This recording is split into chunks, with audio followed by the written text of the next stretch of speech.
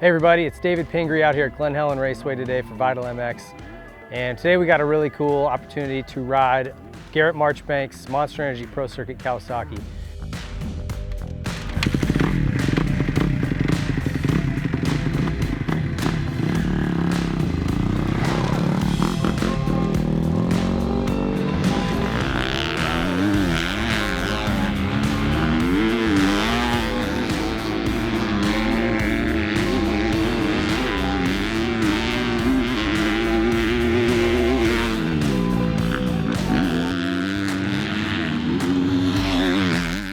I haven't ridden one of these race bikes in probably just over 10 years, anybody's race bike really for that matter. So it was a cool opportunity, I was excited about it.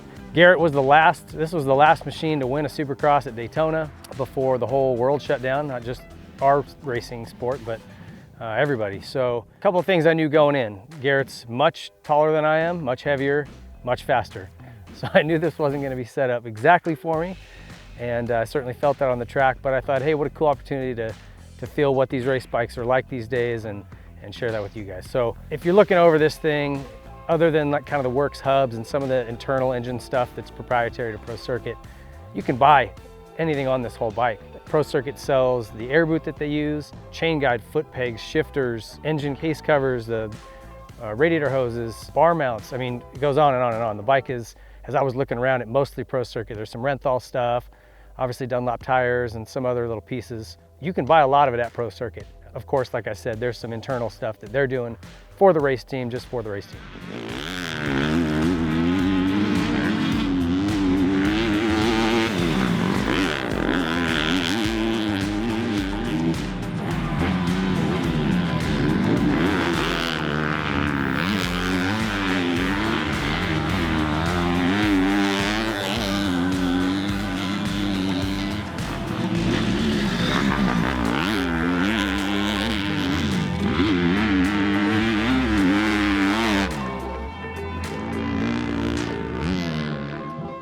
As I mentioned, this thing is not set up for me, and we didn't really go that route. I wanted to ride it kind of as Garrett rides it and see what it felt like. And he runs his bars in a forward position, a little bit taller bar, and foot pegs drop down lower. So it's the complete opposite direction that I would normally go, and I felt pretty uncomfortable out there.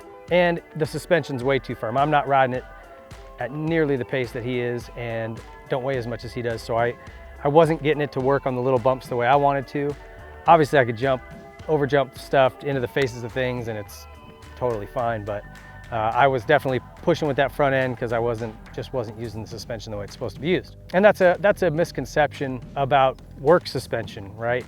You could put the coolest, trickiest stuff on, stuff that you can't even buy, and if it isn't set up for you, it's gonna feel terrible. It's typically very stiff and firm feeling, and until you start really pushing it, it doesn't work well. And so that's kind of how this felt. Like I just wasn't going fast enough to make it work. However, on the engine side of things, man, what a trip. So the takeaway for me was they just have power everywhere. Yeah, from the middle to top is where it's the most potent, and this thing it's almost like a 450 that you've got to keep your weight forward or the front end just starts coming off the ground. Crazy amounts of horsepower there, but I could lug it through a turn in third or leave it in second down a straightaway way longer than I normally would, and it just keeps making power. So that was what really blew me away, was the massive range that it's in, which if you think about it kind of helps eliminate mistakes, because if you miss a gear, miss a shift on a bike that drops off, you lose all that speed and momentum and you lose time to the guy behind you, where in this thing, it gives you such a big buffer on either side of it that you're not losing time, you're still making power. So that was just crazy fun to me. And I was playing with it. I'd go through a turn that normally on a stock bike or even slightly modified bike, I could never pull third gear in. And I could come through it in third in this and just a couple little stabs of the clutch and the thing is going. That was really fun. Or like I said, there was times where you've had corners where the straightaway between turns is a little too long to leave it in one gear, but not quite long enough to grab another gear, getting into third. I could just leave it in second. This thing just whines and whines. You're like, it's just crazy that it continued to make horsepower. So that was really the cool takeaway for me on it.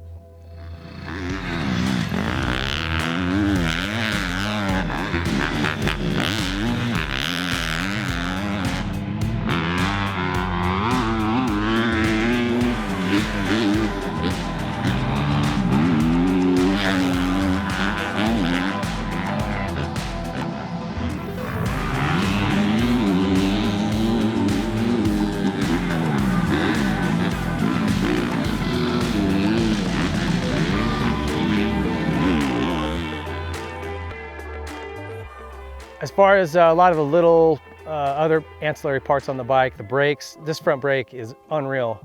And I've kind of forgotten how good race team brakes are. Just one finger, you just start pulling this thing and man, it is really powerful. For some, maybe it would be too much, and they can definitely tune that down with the cable and some different things, but holy cow, really, really strong brake. They do have the Memlon levers, which are cool. I did tip it over one time. Sorry, Pro Circuit and Garrett. It was an easy tip over, but the Memlon levers just fold and then they just kind of bend right back into place, which is pretty neat. But when you're riding, they don't feel like they're moving or mushy. So it's a really cool material. Renthal bars, like I said, a little bit taller bend than what I'm normally used to. This suspension you can buy, it's Showa A-Kit stuff. You can buy it from Pro Circuit. And like I said, the setup is just as important as the components themselves. So the linkage, all that stuff, you can buy at Pro Circuit. Another thing is just how light it felt. Again, I was having trouble with the chassis just because it's not set up for me, but making it change directions, just picking it up and hopping over things or moving in the air, it has such a light feeling. And we didn't weigh it, but it's all titanium, all the washers are drilled. I mean, you know, they crossed all their T's and dot all their I's when it comes to shaving weight off these things as best they can. So my guess is it's down very close to the weight limit and it feels it.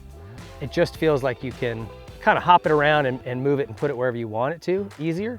And even 5–10 pounds really makes a difference on the motorcycle, especially depending on where it's at. So it has a really light feel, which is cool. And some of that is the engine character as well. It's very free and quick revving, which makes it feel light. But I think it's that, and it's also actually light. The main takeaway for me was the motor. I would be interested to ride some other race bikes and see if we can get any kind of comparison. But man, these guys, you know, I've worked for Mitch, ridden for him for several years back in the 90s, so I know firsthand how hard they work.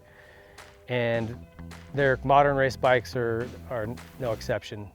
You can just tell that they leave no stone unturned digging for horsepower and performance, and this thing's a weapon. There's no question about it. So big thank you to Pro Circuit for letting us borrow this thing for the day. Garrett, I promise it was just a mellow tip over, no big deal. Thank you for letting us ride your bike. And once we do get back to racing, I expect to see these things pulling some hole shots up front. Thanks for watching.